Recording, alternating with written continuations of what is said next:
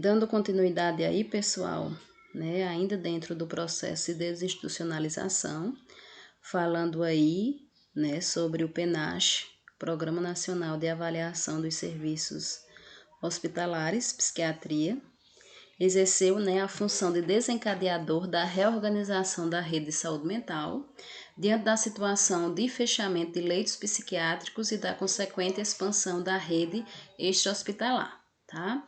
Então, enquanto o PENASH fiscalizava os hospitais e os classificava em bom, né, nos intermediários, que é o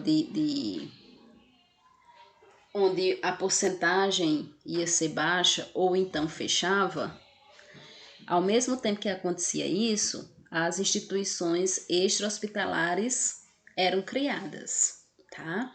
Então, ao mesmo tempo que o PENASH ainda fiscaliza os hospitais psiquiátricos, os CAPs e os programas da rede de saúde mental estão sendo criados e estão sendo ampliados, ok?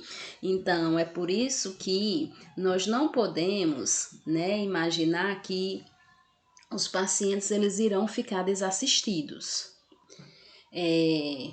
Logicamente, infelizmente, nós ainda encontramos, né, pacientes desassistidos.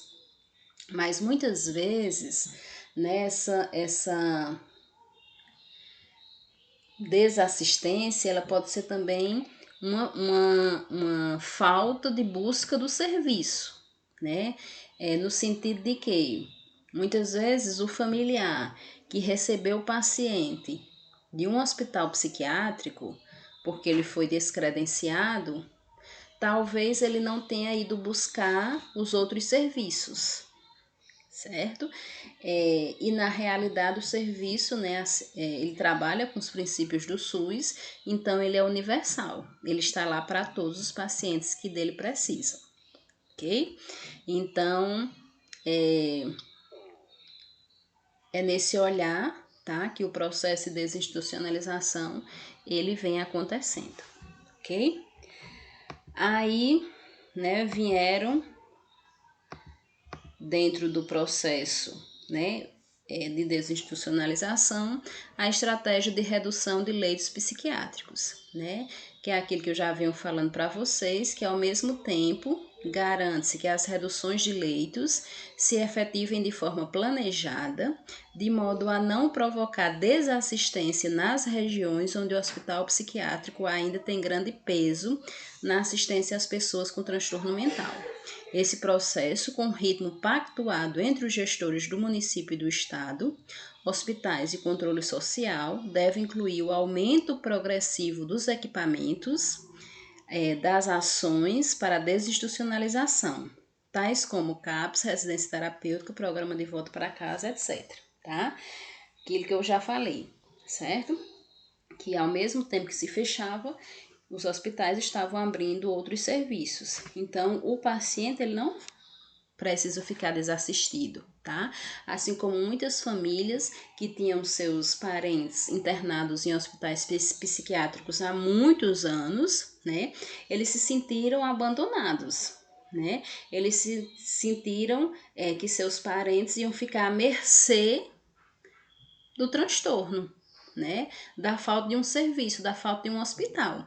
Mas na realidade existe uma rede, né? Foi construída uma rede, só que essa rede tem outros objetivos, que é o de reinserção social, que é a inserção da família no tratamento, tá?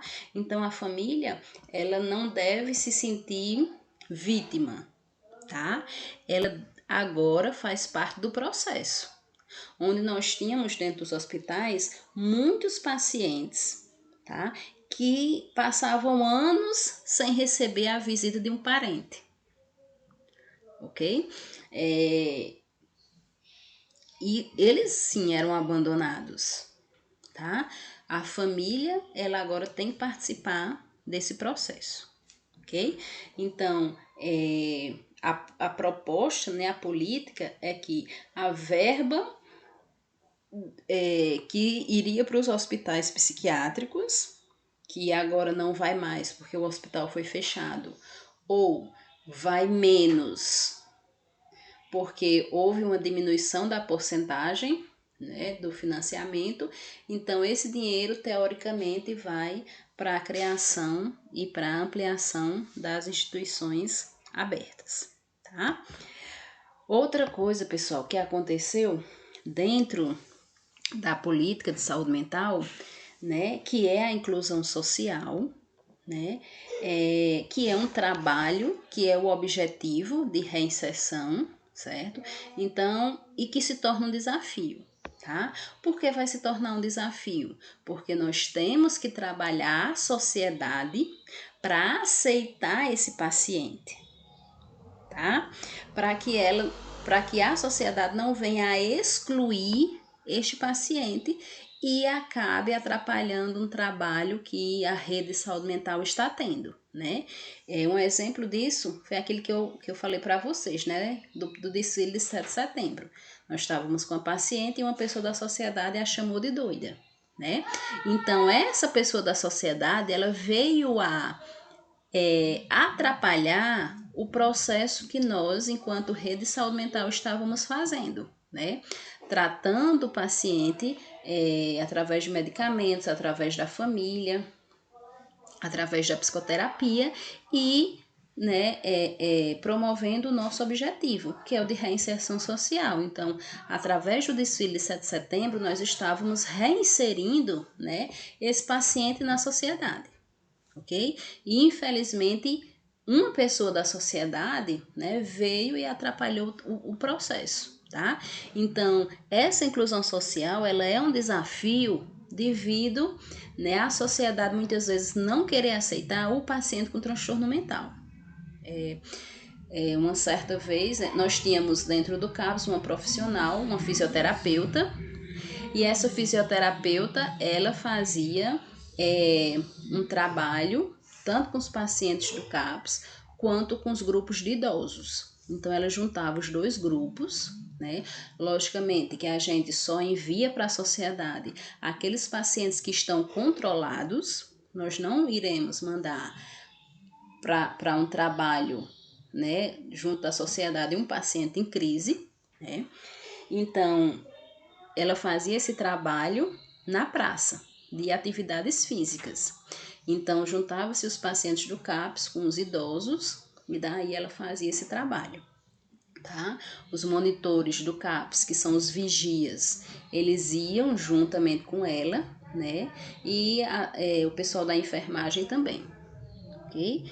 Para controle dos pacientes, caso eles viessem a se agitar. E por muitas vezes, né, o pessoal, a sociedade, ela passava, né, ignorando o serviço, ignorando porque os pacientes estavam lá, não querendo passar por perto com medo, tá? Logicamente que uns fazem isso, outros aceitam, certo? Então, realmente um desafio dentro da reforma psiquiátrica essa questão da inclusão social. Nós, profissionais da rede, devemos trabalhar, né, com a sociedade sobre essa questão, né, de aceitação. Nós podemos fazer um trabalho intersetorial, onde nós podemos trabalhar no setor da educação, tá? No setor da assistência. A assistência, ela sempre tem muitos grupos, então a gente pode estar trabalhando dentro dos grupos. Na educação, a gente pode estar trabalhando dentro das escolas, tentando quebrar um pouco esse preconceito, né? Que muitas vezes, né, são os alunos que são multiplicadores, eles chegam em casa e comentam, né? E às vezes a família começa a pensar sobre isso, tá? Então, é um trabalho intersetorial realmente. Então, um dos principais desafios da reforma psiquiátrica é o processo amplo de inclusão social e promoção da cidadania das pessoas com transtornos mentais. É a potencialização do trabalho como instrumento de inclusão dos usuários do serviço, tá? E daí, pessoal, vocês vão ver, né, quando vocês lerem o manual que eu mandei para vocês, né, que dentro desse desafio, né, da inclusão social, o Ministério da Saúde, ele tentou, né, ele vem tentando, né, ajudar nessa reinserção. E ele criou um projeto chamado Economia Solidária. O que seria esse projeto Economia Solidária? É a inserção dos pacientes que estão controlados, que já podem se passar alguns dias em casa ou alguns horários do dia em casa, que não precisam mais estar só no CAPS, tá? E para que eles não fiquem ociosos, eles irão participar do programa de economia solidária, onde eles irão trabalhar em algum serviço da prefeitura, tá, do município, e eles irão receber por isso, certo? Então, o que é que acontece?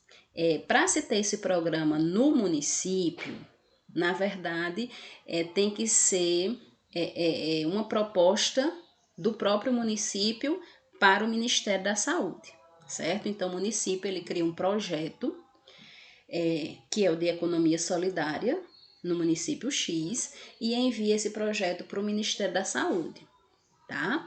Aí o Ministério da Saúde aprova esse projeto e ele começa a ser desenvolvido no município. De que maneira? O CAPS seleciona alguns pacientes que estão em manutenção, que a gente observa que eles não mais precisam estar todo o tempo que ficavam no CAPS, e insere esses pacientes em trabalhos. Logicamente que não vão ser trabalhos que exijam muito deles, tá? Mas que a gente sabe que eles conseguem desenvolver. E eles, né, vão receber um salário para desenvolver esse trabalho, ok? Então, para eles, para os pacientes, isso é muito saudável, tá? Porque além deles serem reinseridos na sociedade, além deles estarem no meio da sociedade, tá? Eles estão desenvolvendo um trabalho e eles estão recebendo por isso. Então agora eles já vão ajudar na renda familiar, tá? E pessoal, quando a gente observa, por exemplo, dentro do próprio CAPS, quando a gente faz uma feira de artesanato, onde esses artesanatos são criados pelos próprios pacientes, tá? E a gente vende esse produto e dá uma parte para os pacientes e fica uma parte para comprar material para eles trabalharem. Eles já se sentem tão felizes porque eles estão com o dinheiro do trabalho deles. Imagine eles já estarem, né, trabalhando e recebendo mensalmente por aquele trabalho, né? Então, isso é salutar, ok? Então, no contexto da inclusão social, o marco da economia solidária, como um movimento de luta contra a exclusão social e econômica, surge como parceiro natural para a discussão da exclusão das pessoas com transtorno mental no mercado de trabalho. De fato, os movimentos da reforma psiquiátrica e da economia solidária compartilham princípios fundamentais quando fazem a opção ética, política e ideológica por uma sociedade marcada pela solidariedade, tá? Então, esse projeto, ele acontece, tá? Em alguns municípios, mas na realidade, para que ele aconteça nos municípios, precisa ser uma vontade da gestão, tá? Porque na realidade é o município que manda o projeto para o ministério para que essa ação, tá? Aconteça dentro do município, ok? Enquanto o município não mandar nenhum projeto com relação, né, à economia solidária, vocês vão ver que na rede de saúde mental nós também precisamos mandar alguns projetos para que os serviços sejam ampliados, certo? Então, enquanto o município não tiver esse interesse, né, nada acontece, tá?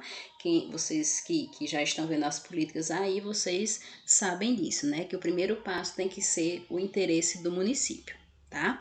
Então, é muito saudável para os pacientes com transtorno mental participarem da economia solidária, porque eles vão realmente se sentir úteis, tá? Vai quebrar um pouco daquela questão deles serem marginalizados, né, no sentido de inúteis, tá? Agora eles são úteis para eles, são úteis para a sociedade, são úteis para a família, ok?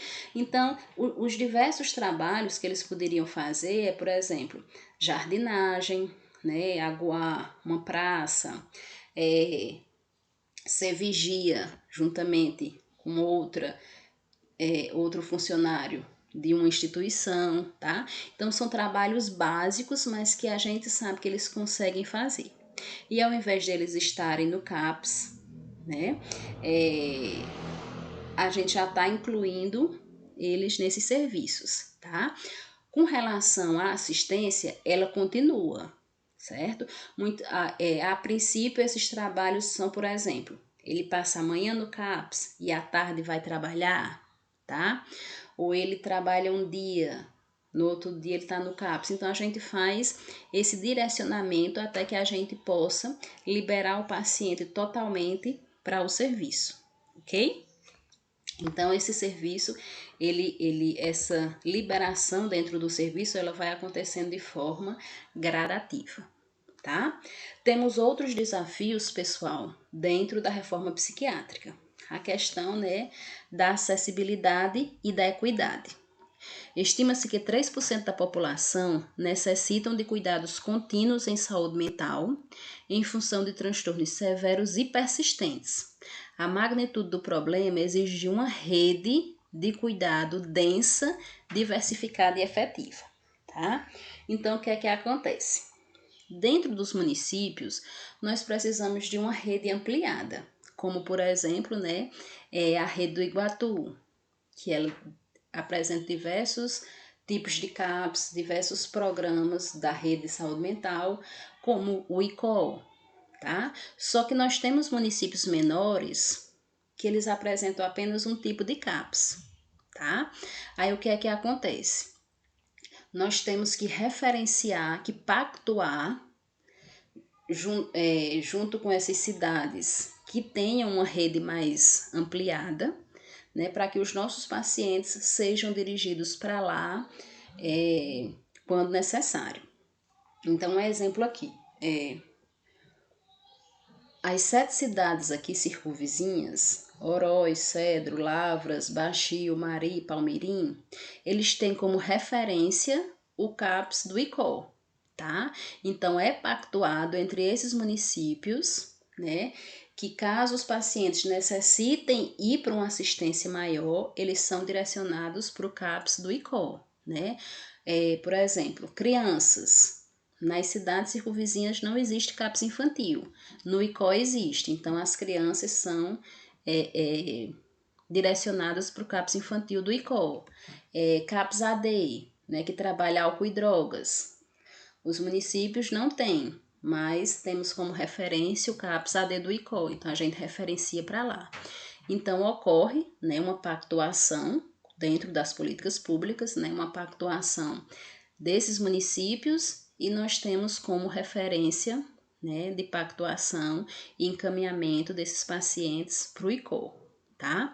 Então a questão da acessibilidade, né, do transporte, do deslocamento, muitas vezes dificulta um pouco, né, essa questão da assistência. Muitas vezes o paciente precisa ir algumas vezes na semana, não tem transporte, o paciente não tem como ir por conta própria, então isso vem a ser realmente uma dificuldade, um desafio aí dentro da assistência. Tá? Cerca de 10 a 12% da população não sofrem transtornos severos, mas precisam de cuidados em saúde mental na forma de consulta, aconselhamento e grupos de orientação, né? Outra coisa que dificulta, né, é a questão de muitas vezes, nós até já falamos isso, outros serviços não quererem assistir o paciente, né, ou assistir a pessoa, porque o problema dela é mental, o problema dela é de um sofrimento psíquico, tá? Então, nós não termos outro serviço de suporte, dentro do município. Então, muitas vezes acaba superlotando o CAPS, tá?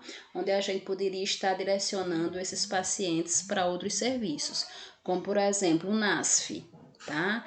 Se no NASF tem psicóloga, ela podia estar fazendo esse serviço, né? Onde o paciente ele tem um sofrimento psíquico, não tem um transtorno grave, né? Que é o caso do paciente de CAPS, ok? Outro desafio aqui, o modelo hospitalocêntrico, por ser concentrador de recursos de baixa cobertura, é incompatível com a garantia da acessibilidade. Sem a potencialização da rede básica ou atenção primária de saúde para abordagem das situações de saúde mental, não é possível desenhar respostas efetivas para o desafio da acessibilidade, tá?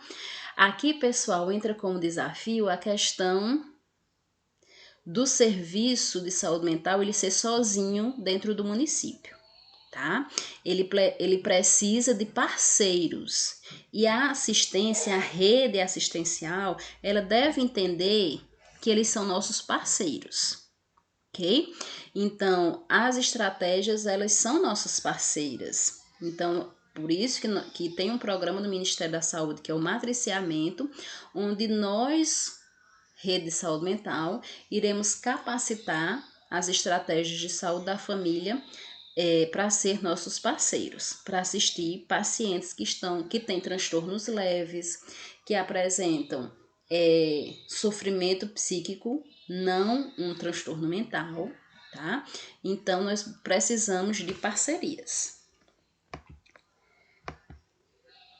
A qualidade do atendimento deve ser garantia em todas as regiões do país, mesmo as mais carentes e distantes dos centros universitários, e pode ser assegurada através de um forte programa de capacitação, supervisão e formação de multiplicadores. O distanciamento entre as instituições de formação e pesquisa e a saúde no Brasil agrava as carências de formação e qualidade de profissionais, né? Essa questão, pessoal, da capacitação é aquilo que os manuais eles sempre orientam, né? Todo profissional que adentra no serviço, ele deve ser capacitado, ele deve receber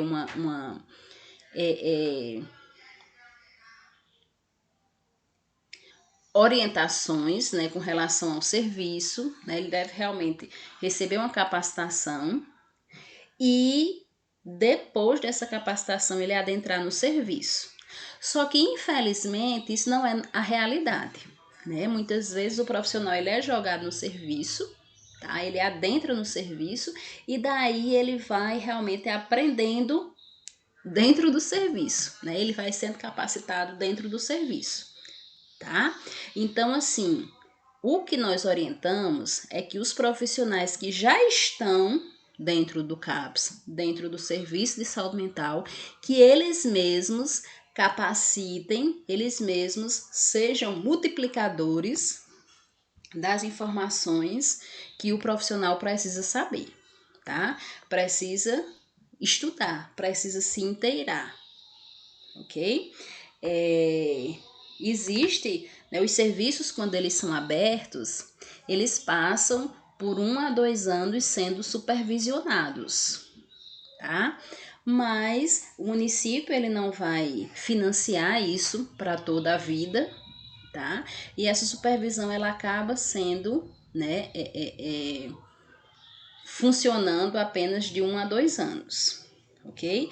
Mas o profissional ele precisa ser capacitado para que ele possa compreender a sintomatologia e a situação de cada paciente, ok? E com relação a essa formação de recursos humanos, né, um dos desafios para o processo de consolidação da reforma psiquiátrica brasileira é a reforma de recursos humanos capazes de superar o paradigma da tutela do louco e da loucura, tá? O profissional ele tem que saber a sintomatologia, ele tem que saber como o serviço funciona, tá? O profissional que não é da rede de saúde mental, ele tem que abraçar o paciente com transtorno mental, porque ele vai ter problemas biológicos, tá? Então, isso precisa ser trabalhado em toda a rede assistencial. Ok, pessoal? Todos esses slides, eles foram montados em cima do manual da reforma psiquiátrica, que eu já enviei para vocês junto com os slides, tá? Já está lá no Canvas, ok? Bons estudos e qualquer dúvida eu estarei à disposição de vocês.